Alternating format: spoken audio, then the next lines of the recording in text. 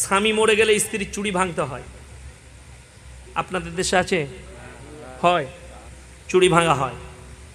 আপনি জিজ্ঞেস করুন, শালুকপাড়া মাদ্রাসায় মুফতি ওয়াসিম বাড়ি আমার খুব ভালো বন্ধু, মুফতি সাহেব মানুষ। আরও বড় বড় মুফতি যেনারা আছেন বুখারি তিরমিজি পড়া ইত্যাদিকে গিয়ে জিজ্ঞেস করুন, হুজুর চুড়ি ভাঙার হাদিসটা কোথায় আছে? বুঝতে পেরেছেন না আমার কথাটা? চুড়ি পড়াটাই হাদিসে নাই, তাহলে ভাঙাটা কোথায় পাবেন? দলিল থাকবে তবে তো আমার জায়গা থাকবে, দলিলই নাই তাহলে জায়গা কোথায় পাবে? তো চুড়ি পড়াটা হাদিসে নাই, তাহলে ভাঙাটা কোথা থেকে থাকবে? হাদিসে যেটা আছে, স্বামী মরে গেলে 3 মাস 10 দিন স্ত্রী স্বামীর বাড়িতে ইদ্যত পালন করবে, আর সেই অবস্থায় কোনো রকমের সাজসজ্জা করতে পাবে না। ঠিক আছে? এটা শরীয়তে ওই জন্যে চুড়ি পড়া কেন নিষেধ জানেন? পায়ে নুপুর পড়ে না মেয়েরা, নুপুর পড়া নিষেধ কিসের জন্য জানেন? শুনলে অবাক হবেন, ইসলাম নারীদিকে এত সূক্ষ্ম করেছেন। আমি আপনার বাড়িতে মেহমান গেছি, আপনি মেহমানখানায় থাকতে দিয়েছেন, আপনার স্ত্রী হাতে কাঁচের চুড়ি পরে আছে। কাঁচের চুড়ি পরলে আওয়াজ হবে না? হবে না? আওয়াজ হবে।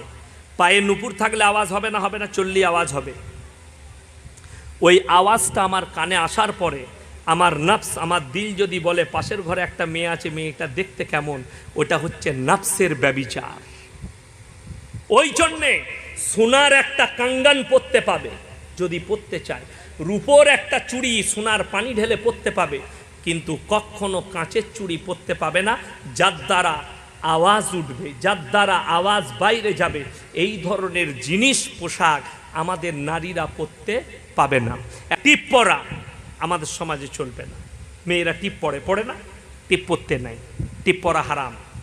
অনেক মেয়েরা মাথা সিন্দুরের, অনেক অমুসলিম ভাইরা যেমন মেয়েরা সিন্দুর দেয়, আমাদের মুসলমানদের মেয়েরা আপসন বলে একটা জিনিস পাওয়া যায় গোল্ডেন কালারের, ওটা লাগায়। ওই সমস্ত নারীদের মাথাগুলো জাহান্নামের আগুনে জ্বালানো হবে। হারাম, সরাসরি হারাম, কাতাই চলবে না। কুসংস্কার, মানুষ মরে গেলে কি কি করতে হয় এগুলো কারা বলে? গ্রামের ইমাম বলবে না, দেশের মৌলবি বলবে না, কে বলবে? মেয়েরা বলবে। 4 দিনে পালন করতে হবে, 40-এ করতে হবে, সাতার ফায়দা করতে হবে, ঘাটে উঠা করতে হবে, ফুল করতে হবে, সমস্ত। আপনাদেরকে বলে যায়, আশেপাশে যে অমুসলিম ভাইরা বসবাস করে তাদেরকে জিজ্ঞেস করবেন, মানুষ মরে গেলে অমুসলিম ভাইরা 40 দিনে শ্রাদ্ধ খাওয়ায়, পুজো করে। বুঝতে পেরেছেন না? কি খাওয়ায়? কি খাওয়ায়? শ্রাদ্ধ খাওয়ায়। আর আপনি 40 দিনে মিলাদ করেন, দুটো মাল একই, নামটা খালি আলাদা। বুঝতে পেরেছেন না? পারেননি? আপনি 40 দিনে নয়, যে কোনো দিন খানা করতে পারেন। খানাটাই শুধুমাত্র হক কার? কথা বলুন। এতিম এবং মিসকিনদের, গরিব এতিম মিসকিনদের হক। কিন্তু দুঃখ লাগে, আমি মলি সাহেব, আমাদের পাড়ার বড় লোক, আমাদের পাড়ার উস্তাকার, তার সঙ্গে আমার ভালো সম্পর্ক আছে। হুজুর আমার বাপের মিলাদ আছে, একটু চলে যাবেন। হাই সাহেব, আমার বাপের মিলাদ আছে, হুজুর একটু খেয়ে আসবেন, বিরিয়ানি করব। আর আমরাও গিয়ে বসে খেয়ে নিচ্ছি। কোরআন শুনুন।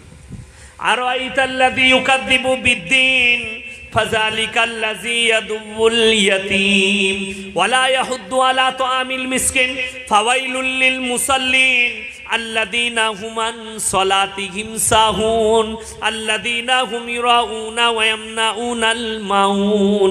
আর আইতাল্লাযী ইউকাযযিবু বিদ্দীন, ওগো নবী আপনি কি দেখেননি যারা আমার দিনকে মিথ্যা মনে করে?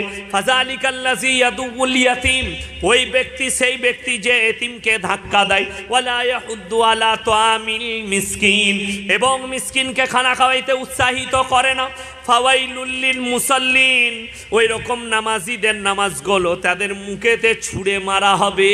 আমার আল্লাহ কোরআনে সূরা নিসাই 2 নম্বর আয়াতে বললেন, ওয়া আতুল ইয়াতামা আমওয়ালাহুম ওয়ালা তাতাবাদদালুল খাবিসা বিত-তাইয়্যিব ওয়ালা তাকুলু আমওয়ালাহুম ইলা আমওয়ালিকুম ইন্নাহু কানা হুবান কাবীরা। হে আমার বিশ্বনবী বলো, তোমরা এতিমের মালের সঙ্গে নিজের মালকে ওদল বদল করো না, এবং তোমরা এতিমের মালকে ভক্ষণ করো না। ওই 40-এর খানাটা শুধুমাত্র এতিম আর মিসকিনের। আমাদের দেশে দেখবেন মসজিদে ভাত বিলোনো হয়, মিষ্টি বিলোনো হয়, হয় না? যদি আপনার মসজিদে কেউ মিষ্টি বিলোতে যায়, নিয়ম হচ্ছে ইমামকে জানাতে হবে আমি কি উদ্দেশ্য নিয়ে মিষ্টিটা দিচ্ছি। ইমাম সাহেব এলান করবেন অমুক ব্যক্তি নামাজের পরে মিষ্টি দিবে, উনার বাচ্চা হয়েছে, খুশিতে মিষ্টি খাওয়াচ্ছে মুসল্লিদিকে, সকলের জন্য খাওয়া যাবে। উনি একটা বাড়ি করেছেন, খুশি করে খাওয়াচ্ছেন, সকলের খাওয়া যাবে। যদি বলে বাপ অ্যাক্সিডেন্ট হয়েছিল, সুস্থ হয়ে বাড়ি এসছে, তার জন্য মিষ্টি খাওয়াচ্ছে, ওটা খাওয়া যাবে না, ওটা সাদকা, ওটা অনলি ফর এতিম মিসকিনরা খাবে।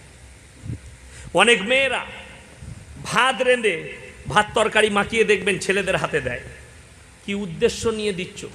সেখানে যদি সাদকা হয় সেই মালটা একমাত্র গরিব এতিম মিসকিন বাচ্চাদের জন্যই ঠিক আছে, একটা মালদারের বাচ্চার জন্য হক নাই, সেটা খায়। আমরা বিচার বিবেচনা করি না, আমাদের মসজিদে চলছে, চলেই যাচ্ছে। মিষ্টি নিয়ে এসে দিয়ে দিল সৎকার, আমরা সকলে হাত বাড়িয়ে খেয়ে নিয়ে চলে গেলাম। এ কত দুর্ভাগ্যজনক জানেন? এটাকে বলা হয় তাকওয়া। আমাকে খাবারের মধ্যে, আমি যদি মুসল্লি হয়, আমি যদি মমিন হয়, আমাকে খাবারের মধ্যে তাকওয়া করতে হবে। বলছেন আমি যদি একজন বাপের মিলাদ দিচ্ছে 40-এ, আমি যদি না যাই মিলাদে রাগ করবে। আপনি তাকে বুঝান, আপনি তাকে বুঝিয়ে দেন এই খানাটা সকলের জন্য নয়। যদি গ্রামে এতিম মিসকিন না থাকে, কোনো মাদ্রাসায় নিয়ে গিয়ে দিয়ে দেন। আর আপনি বাপের জন্য 50,000 খরচ করবেন, বাপ মারা গেছে, সেই টাকাটা যদি মসজিদে দেওয়া হয়, লাভ হবে না ক্ষতি হবে? আরো জোরে বলুন, নেকি বেশি না কম? নেকি বেশি পাওয়া যাবে। কিয়ামত পর্যন্ত আপনার আব্বাজান নেকি পাবে, ওটাকে সাদকায়ে জারিয়া বলা হয়। কিয়ামত পর্যন্ত আপনার আব্বাজান নেকি পাবে। কিন্তু দুঃখের বিষয়, আমাকে তো লোক দেখানি করতে হবে, লোকে যেন বুঝতে পারে যে বাপকে ভালোবাসে, একটু খানা করলো খুব ভালো করে। বহুত কষ্ট। বাপ হসপিটালে পড়েছিল, কোনোদিন ভাত দেয়নি। বাপ ওষুধ কেনার পয়সা পায়নি, কোনোদিন দেয়নি। বাপ মারা গেছে দেখলে বাপের অ্যাকাউন্টে 50,000 টাকা আছে, বলছে মিলাদ কর, সেই টাকাটা দিয়ে লোকে মনে করলে বাপকে দারুণ ভালোবাসে, এরা মিলাদ করলো। কবরে যাও, বুঝতে পারবে তুমি কি করেছো। নামাজ পড়ুন, তার জন্যে কোরআন পড়ুন, তার জন্যে দোয়া করুন, বাপের জন্যে দোয়া করুন। আজকে দুঃখ লাগে, আমাদের বাম মরে গেলে মলবি হায়ার করতে হয় কবর জিয়ারত করার লেগে। আমাদের দেশে দেখেছেন রমজান মাসে তারাবিতে যেদিনে খতম হয়, আমাদের মায়েরা ইমাম সাহেবকে দেয় না 10 টাকা 20 টাকা করে, নাম লেখে আমারটা বক্সে দিবেন, কোরআন বক্সাতে দেয় না? আমাকে যদি 5,000 লোক একসাথে কোরআন বক্সাতে দেয়, আমি কি দোয়া করব? পাইকিরি দোয়া, তাই না? কি দোয়া হবে আমার কাছে? পাইকিরি দোয়া হবে। কি দোয়া? যেটা বলুন, পাইকিরি দোয়া। পাইকিরি দোয়া জানেন? রব্বানা আতিনা ফিদ দুনিয়া হাসানাহ, আল্লাহ সবারই নাম দিলে আমার বাপের একটা বক্সে দেবেন 20 টাকা। 20 টাকায় দোয়া বক্সানো? আমি বলে যাই, আপনি নিজে কোরআন পড়েছেন, নিজে বক্সাবেন। কি করবেন সকলে বলুন? নিজে বক্সাবেন। কেন? নিজে বক্সানো অনেক ভালো। আল্লাহ, আমি যে কোরআন পড়লাম, শুনেলেন, ছোট্ট দোয়া শিখিয়ে দিচ্ছি। আল্লাহ, আমি যে কোরআন পড়লাম, এর মধ্যে ভুল ত্রুটি হলে ক্ষমা করে সওয়াব সব থেকে প্রথমে হুজুর পাক সাল্লাল্লাহু আলাইহি সাল্লামের পাক রুহে পৌঁছে দাও। তারপরে সাহাবে একরাম, তাবিন, তাবিন, আম্মায়ে মুজতাহিদিন, ফোকায়ে সালিহিন। এতটা যদি নাও বলতে পারেন, আল্লাহ আমি যে কোরআন পড়লাম, ভুল হলে ক্ষমা করে এর পরিপূর্ণ সওয়াব আমার আব্বা জানের রুহে পৌঁছে দাও, আমার মায়ের রুহে পৌঁছে দাও। বিরহমাতিকা ইয়া আরহামার রাহিমিন। কোরআন বক্সানো হয়ে গেল। আপনারা মনে করেছেন আলাদা কোনো দোয়া আছে? আমাদের সমাজের হালটা বলে দিই, দেখবেন এরা বিয়ে পড়ালে মৌলবি চুজ করে, কোন মৌলবিটা ভালো হবে। কেন জানে না? আমাকে একজন ফোন করেছে, আমাদের এলাকার লোক, হুজুর একটা বিয়ে পড়াতে হবে আমার ছেলে। আমি বললাম 7,000 টাকা লাগবে। বলে 7,000? আমি বললাম আমি বিয়ে পড়াবো, 7,000 লাগবে না মানে? সে চিন্তা করলো, হুজুর যখন পড়াবে ইয়াসিন সাহেব, তাহলে কোনো স্পেশাল বিয়ে পড়ানো হবে। ঠিক আছে, তাদের ইমামকে ফোন করে বললাম আপনার 2,000, আমার 5,000। ইমাম সাহেব চুপচাপ। চলে গেলাম। আমি দেখলাম ইমাম সাহেবরা তো খুতবা পড়লে কিরকম পড়ে সবাই, আমরা বিয়ের খুতবা, আলহামদুলিল্লাহ আলহামদুলিল্লাহ নাহমাদুহু ওয়া নাস্তাঈনুহু ওয়া নাস্তাগফিরু ওয়া নুমিনু বিহি ওয়া নাতাওয়াক্কালু আলাইহি ওয়া নাউযু বিল্লাহি মিন শুরুরি আনফুসিনা মিন সাইয়্যাতি আমালিনা মান ইয়াহদিহিল্লাহু ফালা মুদিল্লা লাহু ওয়া মান ইউদ্লিলহু ফালা হাদিয়া লাহু ওয়া নাশহাদু আল্লা ইলাহা ইল্লাল্লাহু ওয়াহদাহু লা শারীকা লাহু এরকমভাবে তো সব ইমামরাই পড়ে। আমি দেখলাম এরকম পড়লে তো মনে করবে একই হয়ে গেল, তাহলে একটু ডিজাইন করতে হবে। আমি বললাম আলহামদুলিল্লাহ আলহামদুলিল্লাহ নাহমাদু ওয়া নাস্তাইন ওয়া নাস্তাগফিরু ওয়া নু'মিনু বিহি ওয়া নাতাওয়াক্কালু আলাইহি ওয়া নাউযু বিল্লাহি মিন শুরুরি আনফুসিনা ওয়া মিন সাইয়্যাতি আমালিনা মা ইয়াহদিহু ফালা। ওরা বললে দারুণ পড়ালে বে, আমাদের ইমাম এরকম কোনোদিন পড়াই নাই। কি মিলেন দিয়ে 7,000, এটাই হচ্ছে ভুল। আপনার ইমাম যেরকম, আমাদের দেশে কি আছে, বক্স বাজাবে 5,000 টাকা দিয়ে, ডিজে বক্স বাজাবে ব্যাটার বিয়েতে, কিন্তু বিয়ে পড়ানোর সময় 500 টাকা দিতে গেলে গায়ে বাজে। ঠিক বলছি না ভুল বলছি? হারাম কাজগুলো করবে বিয়েতে, 100টা হারাম কাজ করবে, সেইখানে গায়ে লাগে না। রং খেলা করবে, গায়ে লাগে না। বক্স বাজাবে, গায়ে লাগে না। হিজড়ে নাচাবে, গায়ে লাগে না। ইমাম সাহেব যদি বলে হ্যাঁ গো এই যুগে আর 500 টাকা চলে, 1000 টাকা দিলে ভালো হতো, তখন চায়ের দোকানে বসে ইমাম সাহেবের সমালোচনা করে, আরে আমাদের হুজুর চেয়ে টাকা নিয়েছে, তাই না? লজ্জা শরম করবে, হায়া করবে, আল্লাহর কাছে একটু মনে মনে চিন্তা করবে যে আল্লাহর কাছে কি জবাব দেবো। ওই বক্স বাজানো 5,000 টাকা দিয়ে ডিজে বক্স ভাড়া করা টাকাটা যদি ইমামকে দিতে, ইমাম 5 ওয়াক্তের নামাজে তোমার মেয়ের জন্য, তোমার ছেলের জন্য দোয়া করত। ঠিক না? যে আল্লাহ 5,000 টাকা দিয়েছে, আল্লাহ তুমি তার বরকত দাও, তার খানায় বরকত দাও। আমি 12টা বৎসর হয়ে গেল আমি খালি হারাম কাজের জন্য বিয়ে খাওয়া ছেড়ে দিয়েছি। কোনো বিয়ের স্থানে দাওয়াত দিলেও আমি যাই না। আমি বলে দিই আমার যাওয়া হবে না, আমার সময় নেই। মাসার ক্লাস করি, জলসায় যাই, আমি যেতে পারবো না, আমি যাই না। কিসের জন্য যাই না? বিভিন্ন, আপনি জিজ্ঞেস করবেন উলামাদিকে, বিশ্ব নবী সকলে বলুন সাল্লাল্লাহু আলাইহি সাল্লামের জামানায় মসজিদে নববীর ভেতরে বিবাহ হতো, মসজিদে নববীর ভেতরে বিচার হতো, মসজিদে নববীর ভেতরে ফাইসালা হতো। আজকে ফাইসালাটা যখন কিলাবে গেছে না, তখন মিথ্যার প্রশ্রয় নিয়েছে। আল্লাহর ঘরে বসে ফাইসালা হলে কেউ মিথ্যা কথা সহজে বলতে পারতো না। ঠিক বলছি না? আল্লাহর ঘরের ভেতরে যদি বিবাহটা, নিকাহটা পড়ানো হতো, ক্যামেরাম্যান ঢুকতে পারতো না, আর হারাম কাজগুলো আমাদের সঙ্গে জড়িত হতো না।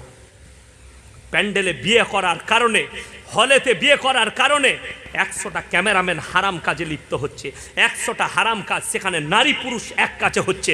আর হাদিসে আছে যেখানে নারী পুরুষ এক কাছে হবে, 3য় নম্বর শয়তান তাদের মধ্যখানে উস্কানি মারার জন্য প্রবেশ করে। এটা হাদিস। আজকে একটা বিয়ের অনুষ্ঠানে ছেলে মেয়ে একসাথে একটা প্যান্ডেলে বসে খায়, খায় না? তাদের পোশাক দিকে শয়তানও লজ্জা পায়। আমার মা বোনেদের পোশাক দিকে অবাক লাগে। আমার মায়েরা পর্দা করতে বললে এদের লজ্জা হয়। আমার মায়ের দিকে পর্দা বাজারে চিনা যায় না আজকে, কোনটা আমাদের মা কোনটা ওদের মা। ঠিক বলছি না? কোনটা ওদের কোনটা আমাদের চিনা যায় না। শুনে রেখে দেন, আমার আল্লাহ কোরআনে বলেছেন, হে আমার মায়েরা বোনেরা কান খোলে শোনো, আমার আল্লাহ কোরআনে বললেন ওয়াদরিব খুমুরিহিন্না আলা জুনুবিহিন, হে নারীরা তোমরা পর্দা নির্ধারিত করো, তোমরা কোনোদিন ধর্ষিতা হবে না। আমেরিকার একজন মেয়ে, খ্রিস্টান ইহুদিদের মেয়ে, সে চিন্তা করলো মুসলমানরা, মুসলমানদের মৌলবীরা এত করে পর্দার জন্য কেন তাকিদ করে, বোরকার জন্য কেন বলে, হিজাবের জন্য কেন বলে। সে বলেছে, নিজের জীবনীতে লিখেছেন, আমি পরীক্ষা করলাম, আমি এই আমেরিকার শহরে, শিকাগো শহরে আমি পায়ে হেঁটে 5 ঘন্টা ঘুরেছিলাম একটা উলঙ্গ পোশাক পরে, ছোট্ট পোশাক পরে। আমাকে 5,000-এর বেশি যুবক আমাকে ব্যভিচারের জন্য দাওয়াত দিয়েছে। তারপরে সে লিখছে, আল্লাহর কসম আমি যখন বোরকা পরিধান করে ঘুরলাম, 5 ঘন্টায় মানুষ তো দূরের কথা, কোনো প্রাণী পর্যন্ত আমার দিকে তাকিয়ে দেখেনি। জোরে বলুন সুবহানাল্লাহ। তারপরে আমি উদ্বুদ্ধ হয়ে আমি তারপরে কালমা পড়ে ইসলাম কবুল করেছি। হে আমার মায়েরা বোনেরা শোনো, আমার নবী, বিশ্ব নবী জানাবে মুহাম্মাদুর রাসূলুল্লাহ, সকলে বলুন সাল্লাল্লাহু আলাইহি ওয়াসাল্লাম, মিরাজ থেকে ফিরে এসে আমার নবীজি সিজদায় পড়ে কাঁদছেন। এত কেঁদেছেন মাটির চারিদিকটা ভিজে গেছে। হযরতে ফাতেমা বলছেন, আল্লাহ কে রসুল কাহা চলে গए। হযরতে মা আয়েশা বলছেন, हमारे नबी कहाँ पर चले गए। হযরতে মা আয়েশা খুঁজছেন, মা ফাতেমা খুঁজছেন, হযরতে আলী খুঁজছেন। হযরতে আবু বকর বললেন, আবু বকর সিদ্দিক রাদিয়াল্লাহু তাআলা আনহু বলছেন, হে আল্লাহর নবী সাহাবীরা শোনো শোনো, আসমানের দিকে তাকিয়ে দেখো, আল্লাহর আরশ থেকে যে রোশনিটা দুনিয়াতে এসে পড়ছে, সেখানে আমাদের রাসূল সিজদায় পড়ে আছেন। সকলে বলুন সুবহানাল্লাহ। আমার নবীজি সেখানে এত কেঁদেছেন, মাটির চারিদিকটা যেন ভিজে গেছে। আমার নবীজির ওই কান্না দেখে হযরতে ফাতেমা এগিয়ে গেলেন, বললেন, ইয়া রাসূলুল্লাহ, ইয়া হাবিবাল্লাহ, আপনি কেন এত কান্নাকাটি করছেন? আমার নবী বিশ্বনবী বললেন, হে সাহাবীরা শোনো, হে আমার ফাতেমা শুনে নাও, আমি জাহান্নামে 3টে মেয়েকে এমন অবস্থাতে দেখেছি, তাই আমি কান্নাকাটি করছি। ইয়া রাসূলুল্লাহ, ইয়া হাবিবাল্লাহ, আপনি কি অবস্থায় দেখেছেন? আমার নবীজি বললেন, আমি একটা মেয়েকে দেখলাম, তার মাথার চুলটা বাঁধায় অবস্থায় জাহান্নামের আগুনে ঝুলানো আছে, আর তার রক্ত চর্বি গলে গলে পড়ছে, কিন্তু মৃত্যুবরণ করেনি। আর একটা মেয়েকে দেখলাম, হাত পা বাঁধায় অবস্থায় উল্টো দিকে ঝুলানো আছে, তার মাথার মগজগুলো নাক মুখ দিকে বের হচ্ছে, জাহান্নামের আগুনে পড়ছে, কিন্তু মৃত্যুবরণ করেনি। আর একটা মেয়েকে দেখলাম, পেছনের রাস্তা দিয়ে আগুন ঢুকছে এবং মুখ দিকে বের হচ্ছে, কিন্তু মৃত্যুবরণ করেনি। আমার নবী বিশ্ব নবীকে বললেন, ইয়া রাসূলুল্লাহ, ইয়া হাবিবাল্লাহ, তারা কি পাপ করেছে বলুন? আমার নবীজি বললেন, শোনো, প্রথম যে মেয়েটির কথা বললাম, সেই মেয়েটা রাস্তাঘাটে বাজারে পর পুরুষের সামনে নিজের মাথার চুল প্যাট পিট খুলে ঘুরে বেড়াতো, আল্লাহ তাই তাকে ওই আযাব দান করেছে। দ্বিতীয় যে মেয়েটির কথা বললাম, সেই মেয়েটা নিজের পাড়া প্রতিবেশীতে ঝগড়া বিবাদ লাগাতো এবং নিজের স্বামীর অবাধ্যতা করত, আল্লাহ তাই তাকে ওই আযাব দান করেছে। তৃতীয় যে মেয়েটির কথা বললাম, সেই মেয়েটা নিজের স্বামী ছাড়াই অপরের সঙ্গে শারীরিক সম্পর্ক করত, আল্লাহ তাই তাকে ওই আযাব দান করেছে। সবাই নিয়ত করুন, আজ থেকে আমাদের মা বোনের দিকে পর্দার তাগিদ দেব ইনশাআল্লাহ। আমার স্ত্রী, আমার সন্তান, আমার মেয়ে, তাকে আপনি পর্দার জন্য তাকিদ করুন, দাওয়াত দেন। কিন্তু কষ্ট হয় কি বুঝলেন, বিয়ে হলে এখনকার যুবকরা বউকে নিয়ে সেলফি তুলে ফেসবুকে দেয়। আমার বউকে সবাই দেয় আর দেখে মনেতে ব্যভিচার জাগা, আমার বউকে কেমন লাগছে।